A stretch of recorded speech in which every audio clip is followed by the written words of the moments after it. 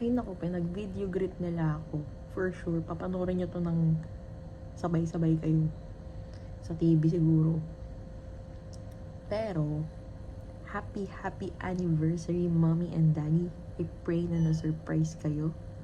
And, anong tawag dito? I pray that you enjoy your day nang nabusog, na-surprise, pero hindi nag-init ang ulo ni Itay pag nagbabiyahe. But, I pray that the Lord will continue to provide for you physically, spiritually, emotionally, financially, and psychologically. And I pray that all the dreams of your heart will be granted according to God's will. And I pray for your relationship na maging strong pa, filled with hope, filled with love, filled with sweetness and kindness, and remaining friends with each other. Wow! Nag-advise sa magulang. And I hope na na-surprise pa kayo. Kasi ang hirap i-surprise eh.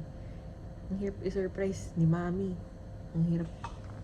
Lalo na si Mami kasi maritas yun eh. Sa konting lang ng tenga, sensitive yun eh. But, yun nga. I pray that you will enjoy your special day. I-enjoy nyo lang yan. At namnamin kung ano man ang staycation. And, what else? Ba't ka nag-i-English, girl? I pray that you will ano bang tawag doon? Magsimba kayo ni Daddy together. Ano nga ba yun? And be reminded that still showing up is the best form of worship. Preacher. Showing up. Sino to? Naroon sa CCTV. Ayun. Okay naman ang mga anak niyo, Momshi and Dadshi. Don't overthink too much because ang mga jeans niyo ay nakakabit sa amin. Matitigas ang mukha. But with soft heart. Mag-uusap lang kayong dalawa kung kanino nagmana. Kung kay Mami ba or kay Daddy. Pero laging sinasabi ni Mami, pag mabait kayo, sa akin kayo nagmana. Pag masungit kayo, kay Daddy mo. Ewan ko ako saan ganito ako nagmana. Basta ako mabait ako. Ayun. And, na-enjoy ko naman yung work ko dito kasi may travel. As long as nagta-travel. I'm okay and ano tawag dito? Marami lang paperwork. Pero ang kapalit naman nun ay ang kahiligan kong mag-travel lagi. Ayun. And yun lang, enjoy your day. Kanina pa ako yun lang, pero 3 minutes and 50 seconds na tong video na to. Siyempre, kailangan mayroon akong entry. Anong kayo lang dyan? Siyempre, may entry ako.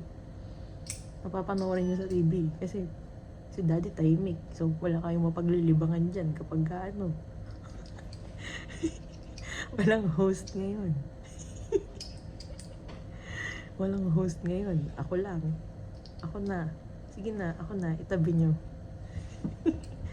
Ayun. Happy anniversary ulit.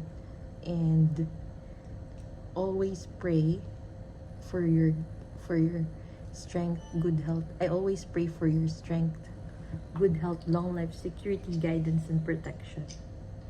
And ayun, ipopost ko na tong, i-stop ko na tong video kasi masyado nang mahaba. I love you both and I miss you both. And yung mga aso ko po, wag niyo pong gagalawin. Kumpleto pa dapat yan. And Ilalunch ko na lang kayo bukas sa Mykonos. Mykonos, Greece. Sisend ko na. Habang nag-outing kayo. Mag-swimming kayo, Mia. Swimming kayo, di. Pero imposible yun. Alam ko naman. Malamig dyan eh. Ayun lang. Ano pa ba? Wala na akong masabi. Walang organizer dyan ngayon. Thank you, Ella and Chachi. Kasi yung mga kapatid ko, ang hirap nilang kontakin. Hindi sila nakakontak talaga. Si Milo, lalo na si Milo. Milo, kamusta naman ang signal sa barko? Ang hirap mong kontakin, ha? Lagi pang, overtime at puyat. Yun lang na naman. Mamaya may fellowship kami. Tapos, syempre, magsasalita, tsaka kakanta, bida-bida ako eh. Charot na. Ayan, enjoy nyo lang yan. Tapos kumain kayong maigi. May dinner naman and mga foods eh. Set aside all the worries, fears, and enjoy and unwind and pamper yourself today. Yun lang. I love you all so much. God bless you all.